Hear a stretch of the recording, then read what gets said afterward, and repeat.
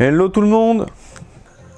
Alors, une petite vidéo sur le moteur de la Suter. Ça fait un bout de temps que j'ai pas posté de vidéo sur la chaîne parce que le temps me manquait. Là c'était les vacances, j'étais parti une semaine donc j'ai pas pu bosser sur quoi que ce soit. Donc là, doucement, tranquillement, parce que je suis encore en vacances, hein, donc tranquillement, je me remets sur le moteur de la mob pour finir cette mob un peu, en voir le bout quoi, depuis le temps. Donc comme si vous avez pu voir, j'avais mis une vidéo, je crois dans la vidéo précédente, il me semble que j'avais mis la vidéo du premier redémarrage de la Suter. C'était une petite vidéo après avec mon portable, vite fait, hein, c'était pas prévu. Donc en fait, le moteur a pété.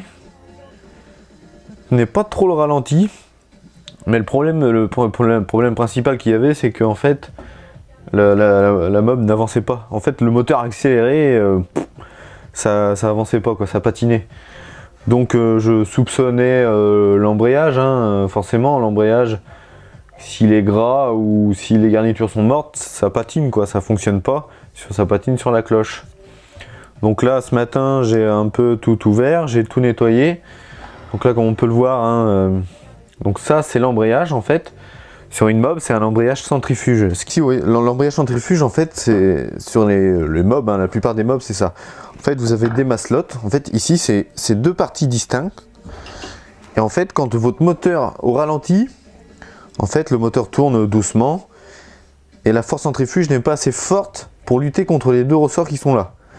Et dès que vous accélérez, en fait, la force centrifuge, quand vous tournez vite, hein, ça écarte en fait, comment dire, en voiture, quand vous prenez des virages assez serrés, vous sentez que vous partez vers l'extérieur du virage. Parce que la force centrifuge vous emmène à l'extérieur. Et là, c'est la même histoire. En fait, quand vous accélérez fort, donc on voit ici, hop, les maslottes, elles bougent. Donc là, il y en a une. En fait, là, il y a un point de pivot ici et ici. Le point de pivot ici, c'est pour cette maslotte-là, en fait, qui s'écarte vers le haut, hein, qui va là, celle-ci elle va partir vers le haut, et le point fixe celle-ci qui fait écarter celle-ci vers le bas. Ce qui fait quand votre moteur tourne vite, ça c'est la cloche d'embrayage. En fait ça vient dessus comme ça.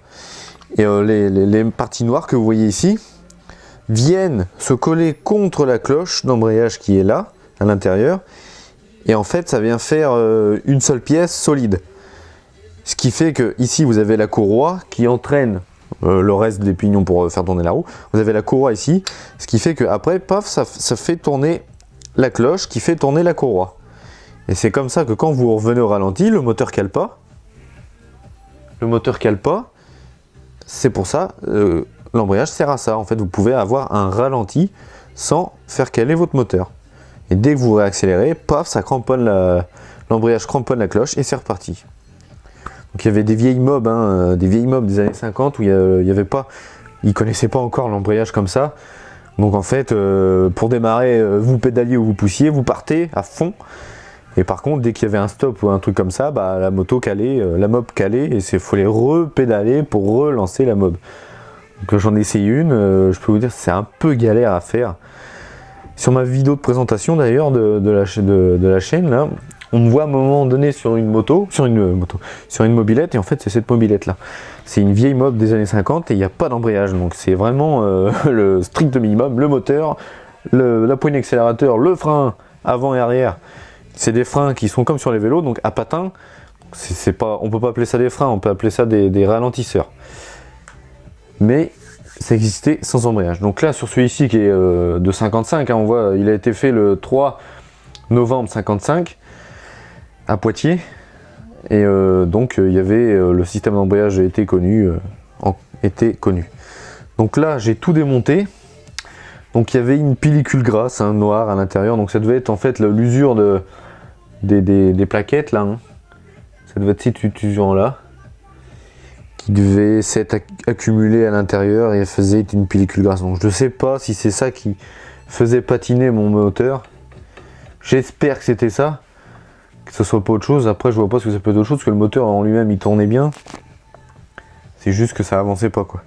Donc là j'ai tout démonté, j'ai démonté les roulements, c'est un roulement en fait Ça, c'est ce qui vient s'emboîter ici. Et en fait, à l'intérieur, il y a un roulement à 3 billes. On voit hein, 3 trous ici. Hop. En fait, qui vient se loger à l'intérieur. Tac. Et ensuite, vous venez encastrer ça à l'intérieur. Et ici, il n'y a pas de boulon pour retenir l'axe. En fait, c'est un circlip. C'est un clips. Je ne l'ai pas encore nettoyé. En fait, c'est cette chose-là. Hein, vous voyez, avec une pince exprès, vous écartez, clac, et vous l'enlevez. Comme ça, c'est même plus simple qu'un boulon. Il n'y a pas besoin de bloc piston. Ça vient bloquer ici dans une gorge. Et tac, vous mettez ça et c'est nickel. Donc voilà l'avancée pour le moment du moteur. Donc là, je vais remonter ça. Je vais vérifier quelques bricoles. Je vais vérifier ici le petit trou qu'il y a. En fait, il y a un petit trou dans la culasse. Ici, on voit, il y a un petit trou dans la culasse. Là, ici, là, en fait, il y a un petit trou. Et en fait, la compression sort par là. Donc, je me demande à quoi peut bien servir ce truc. Faut que je regarde ça. Voilà. Donc là, je vais me remonter ça, mes roulements, bien graissés, parce qu'il y avait de la graisse, mais c'était de la graisse hein, qui avait certainement quelques dizaines d'années, donc qui était devenue de la pâte, et non plus de la graisse. Donc voilà, je vais remonter ça, et on se retrouve après. Alors voilà, ça y est, j'ai fini de nettoyer, j'ai regraissé. J'ai mis de la graisse sur le roulement à aiguille qu'il y avait là. J'ai remonté mon roulement dans la cloche, bien graissé. Alors là, il y a du jeu, mais ça, je pourrais pas y faire grand chose. Je pense pas y faire grand chose. Bon, allez, on remonte. Alors pour remonter, c'est pas sorcier, il y a juste à enfiler en face. Voilà. Donc là, je suis à peu près en face. Un petit coup de marteau avec un bout de bois pour éviter de marquer le métal. Là.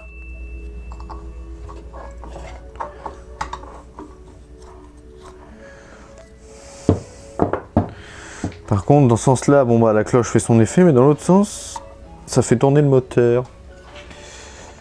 Alors là, le moteur tourne, je la tiens, ça marche. Alors que si je fais tourner le moteur dans l'autre sens, en fait, ça... Donc le moteur tourne dans ce sens-là, hein, forcément, comme ça. Parce que là, c'est l'avant de la mob. Donc le moteur tourne comme ça, pour que quand la force centrifuge se fait, hop, ça chope l'embrayage chope la cloche et fait tourner le moteur. Donc là, quand je fais tourner le moteur dans le bon sens, on voit bien que là, la cloche, elle ne tourne pas.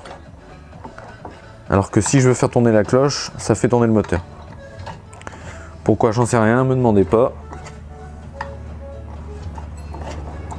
Là.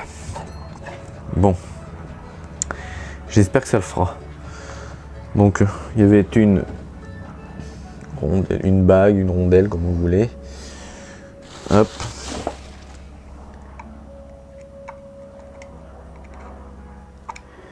Bien au fond. Et maintenant, il faut remettre cette chose là. Alors ça, c'est pas simple parce qu'il faut éviter que quand on l'écarte avec l'outil, qu'elle ne saute pas, parce que ça part. Hein. Si elle saute de l'outil, elle part dans l'atelier et impossible à retrouver. C'est que moi, ma pince, en fait, elle a les bouts un peu trop gros. C'est un peu galère, faut que je la mette là avant. Moi, je suis désolé, hein, je vais avoir la tête devant. Mais j'ai pas le choix, sinon j'y arriverai pas. Déjà que ça va être tendu. Ah.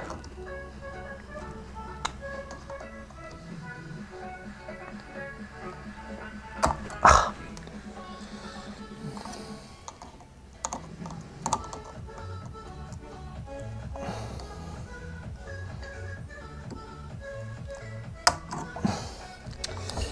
Bon.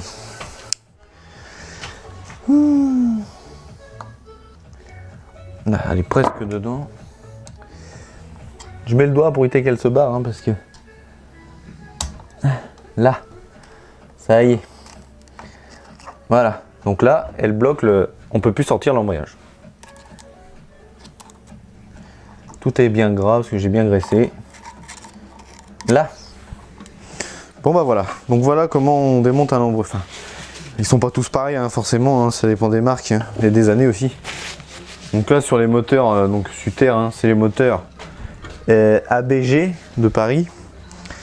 Donc en fait, voilà, vous avez un circlips à enlever avec la pince exprès. Et ensuite vous sortez le tout. C'est très simple d'accès. Là, assez content du truc parce que d'habitude c'est une grosse galère. Faut bloquer le piston, faut avoir la clé exprès, machin, truc bidule. Bah là, pas besoin. Bon, moi ça c'est fait. Donc normalement quand j'accélère, elle devrait cramponner. Ensuite, niveau carburation, ma foi, elle tenait pas le ralenti. Alors je sais, il n'y a pas de réglage en fait sur ce carburateur, il n'y a pas de réglage de ralenti. Il n'y a que des gicleurs, machin, mais j'avais tout nettoyé. La cuve, hein, bon, ça fuit, hein, mais ça c'est... les vieux trucs, ça fuit tout le temps. Hein. C'est comme ça. On voit que là il y a du dépôt dans le... Il va falloir que je la rince. En fait, vous voyez, quand vous laissez du mélange, parce que c'est du mélange, hein, du mélange dans la durite, vous voyez, ça fait un genre de dépôt. Et je peux vous dire, c'est un dépôt, hein, c'est épais. Hein. C'est pour ça qu'en fait, quand vous arrêtez, vous voulez plus vous en servir, par exemple, dans la journée ou le lendemain, enfin, pas de sitôt. En fait, ce qu'il faut faire, vous fermez l'essence et vous laissez tourner le moteur. Et vous allez voir, il va monter dans les tours et il va s'arrêter tout seul. Comme ça, au moins, vous êtes tranquille. Dans le carburateur et dans la conduite d'essence, voire dans le filtre à essence, mais il en reste souvent dans le filtre à essence. Hein. Et bah en fait, oh punaise.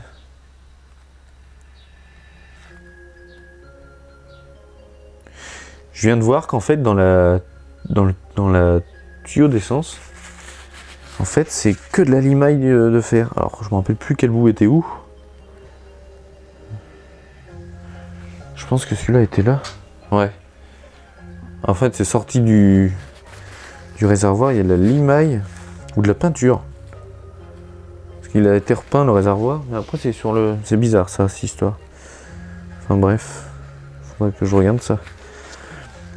Donc en fait, ouais, vous fermez l'essence et vous laissez le moteur bouffer en fait le reste d'essence qu'il y a dans le carburateur. Et dans la tuyauterie. Comme ça, vous êtes tranquille, vous n'êtes pas embêté par la suite avec comme ça fait là, hein, parce que ça en fait c'est devenu solide. Vous remettez de l'essence, ça va diluer un peu, mais ça va laisser des morceaux. Ça va aller dans le carburateur, ça va tout vous boucher. Si vous n'avez pas un filtre à essence, mais même là, même avec un filtre à essence, on peut pas parce que vous êtes branché en direct sur le carbu. Au pire, le filtre à essence, il est là entre le réservoir et le tuyau, mais ça vous empêchera pas ça. Donc fermez, laissez bien votre moteur bouffer le reste d'essence, comme ça vous êtes tranquille. Bon allez, je remonte ça sur la mob, parce qu'on voit que la mob est là, elle attend, sur la mob, et je pense refaire un essai. Par contre oui, je sais pas si je l'avais dit, mais en fait le pignon de roue libre de la roue arrière est mort. Ce qui fait que quand vous voulez pédaler pour la démarrer, bah ça pédale dans le vide parce que le pignon cramponne plus. Ce qui fait qu'on est obligé de la démarrer en poussant. Voilà, allez. On se retrouve après quand j'aurai remis le moteur sur la mob. Bon bah voilà, c'est remonté.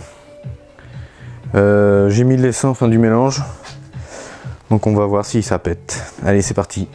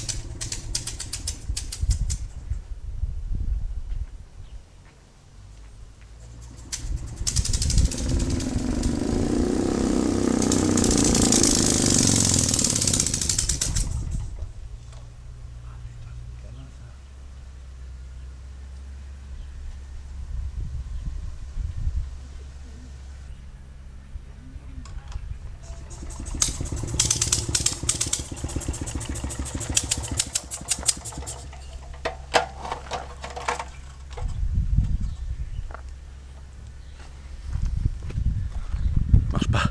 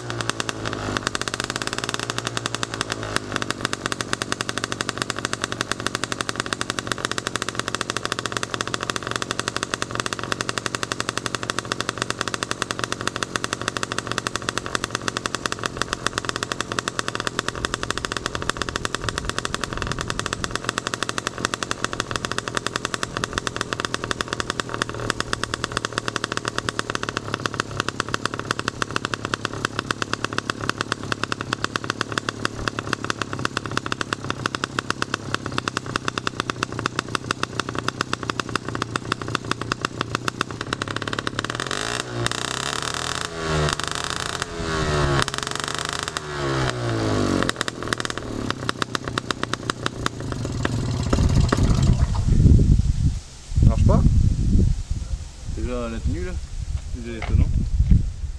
C'est déjà pas mal. Ça tire pas? Si si. Bah, c'est que l'embrayage était tellement dégueulasse que j'ai tout démonté. J'ai tout nettoyé. Bah alors résultat, vous avez vu, hein, ça a mis le peine à démarrer en fait au début, qu'elle démarrait pas. On entendait, je sais pas si vous entendiez, le psh psh, on entendait la compression qui se barrait. En fait, c'est que j'avais trop tendu le décompresseur qui fait qu'elle décompressait tout le temps. Donc en fait, j'ai passé ma gaine là où il fallait pas, en fait, du mauvais côté, ce qui fait que ça tirait le compresseur en biais et ça l'actionnait. Donc il va falloir que je redémonte, je sais pas, redémonte pour pouvoir passer correctement. Sinon, bah voilà, elle a pété hein, correctement. Enfin, correctement. Elle a pété, déjà c'est pas mal. Donc il y a un petit problème de carburation. En fait, là, elle a tourné bien en ralenti. Mais en fait, j'ai décalé le... J'ai décalé mon... En fait, ici, on voit, j'ai décalé la gaine pour qu'elle appuie sur le truc là. Pour que ça tire un peu plus le câble. Ce qui fait qu'à l'intérieur, ça tire un peu plus le boisseau. Ce qui fait que ça ouvre légèrement un peu l'arrivée d'essence pour que ça tienne le ralenti. À mon avis, c'est réglage avec ça parce qu'il n'y a aucun autre boulon, enfin un boulon. Il n'y a aucune vis de réglage de ralenti. Donc il va falloir que je démonte la poignée à l'intérieur et que je tire mon câble un peu plus et qu'ensuite je le coupe forcément pour qu'il y ait au moins un ralenti quoi. Parce que là il n'y a pas du tout de ralenti, je lâche l'accélérateur, c'est direct, ça cale quoi. Donc je vais mettre le silencieux quand même parce que ça fait un bruit assez fort, hein. Ça pète fort quand même. Hein. Donc voilà, bon bah elle a pété, quelques réglages à faire je pense et ça devrait être pas mal. J'ai senti à la poignée hein, qu'elle tirait, au moins l'embrayage colle. Là j'ai bien senti à la poignée, j'ai pas voulu rouler parce que le moteur je savais pas trop comment il allait se comporter donc j'ai attendu. Là je vais remonter, faire quelques petits réglages et je réessayerai après voir si ça fonctionne. Allez, on se retrouve après. Bon bah alors voilà. J'ai fait, je pense, les réglages, sauf que je peux pas vraiment essayer, vu que le robinet ici est mort. Donc je l'ai complètement explosé hein, pour voir comment c'était fait. Donc en fait il était mort, hein, il fermait plus. Parce que de toute façon j'étais sûr et certain qu'il allait arriver. Donc il faudra que j'aille en chercher un demain, j'espère si je peux. Sinon, je l'ai fait démarrer, j'ai mis le pot d'échappement. J'ai mis le tendeur de chaîne là. J'ai pas touché encore au décompresseur. Donc j'ai juste tout repositionné. J'ai mis un temps infini, hein, surtout vu que j'avais sorti le moteur. C'était une galère pas possible à tout régler pour que le carbu passe avec la patte qui fixe les ailes qui vont là pour cacher tout. Ah, c'était un peu la galère parce qu'en plus avec la pédale ça passe mais au millimètre près. Donc c'est un peu casse-bonbon. Donc voilà,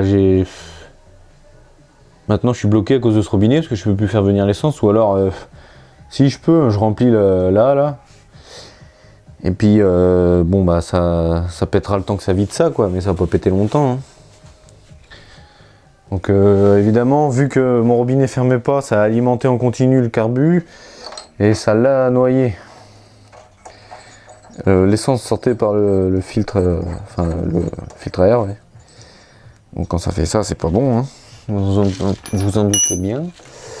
Donc là, je vais essayer de vous la faire péter. Hop.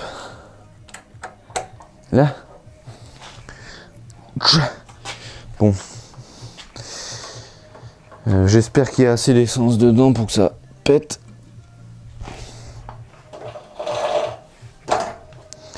Pareil, elle a une compression du diable. Ça c'est bon.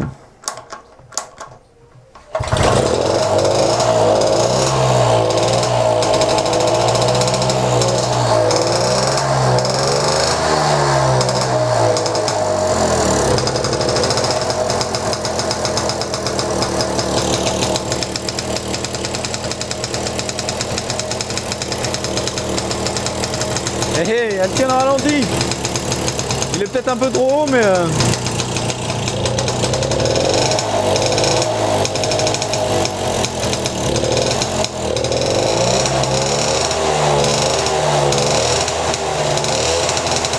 Bah, il n'y a plus d'essence, là.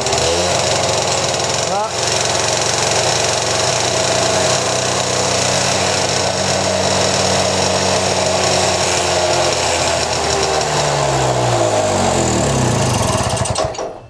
Voilà ce que ça fait quand on vide le carbu en faisant tourner le moteur.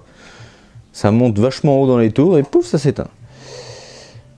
C'est là où on voit en fait que quand il y a moins d'essence qui arrive, le moteur tourne carrément mieux, mais il n'y a aucun réglage. Il n'y a aucun réglage, il n'y a que le filtre à air, enfin le starter qui peut être réglé, mais le starter c'est juste l'obstruer.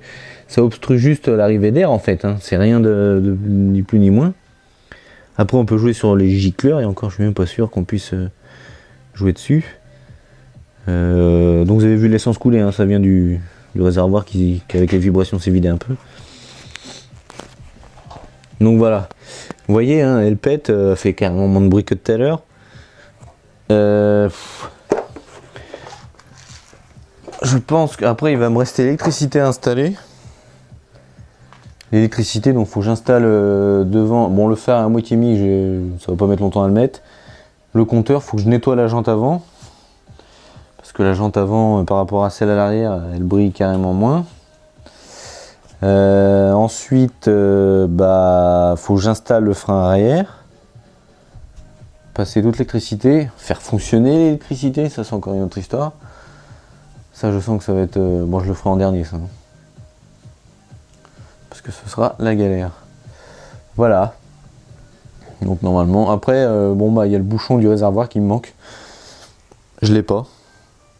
Et vu que c'est un bouchon à un quart de tour en métal, c'est pas un bouchon en plastique que l'on enfonce seul. Comme les motobécanes la plupart du temps, là c'est un bouchon métallique que l'on fait en quart de tour. Donc pour trouver ça, ça va être galère. Donc voilà pour les avancées sur la Suter. Je pense encore avancer demain. Donc je ferai certainement une petite vidéo pour vous montrer si je réussis à la finir. J'espère bien, comme ça au moins ça c'est fait, on n'en parle plus depuis le temps. Donc voilà. N'hésitez pas à mettre un petit pouce bleu sur la vidéo, hein, ça fait toujours plaisir. Partagez aussi si vous le souhaitez. Venez nous rejoindre sur la page Facebook de l'atelier Mecha. On peut partager ensemble si vous avez des questions ou quoi que ce soit. C'est mieux à partager là, je pense, que sur YouTube, qu'en commentaire sous YouTube. Voilà. Et aussi, j'ai oublié de vous dire, mais un grand merci à tout le monde parce que j'ai dépassé les 1000 abonnés. Les 1000 abonnés, j'en suis à 1030 je crois. Donc j'ai pas eu le temps de faire une vidéo spéciale, vraiment spéciale 1000 abonnés. Je verrai si j'en fais une. Faut que je réfléchisse au truc. On m'a demandé si j'en faisais une. J'ai dit que sûrement. Donc voilà, pour le moment je vous mets la vidéo sur la Suter et je verrai par la suite si je vous fais une vidéo spéciale 1000 abonnés. Voilà, bon allez sur ce, on se dit à la prochaine vidéo et bon visionnage, salut!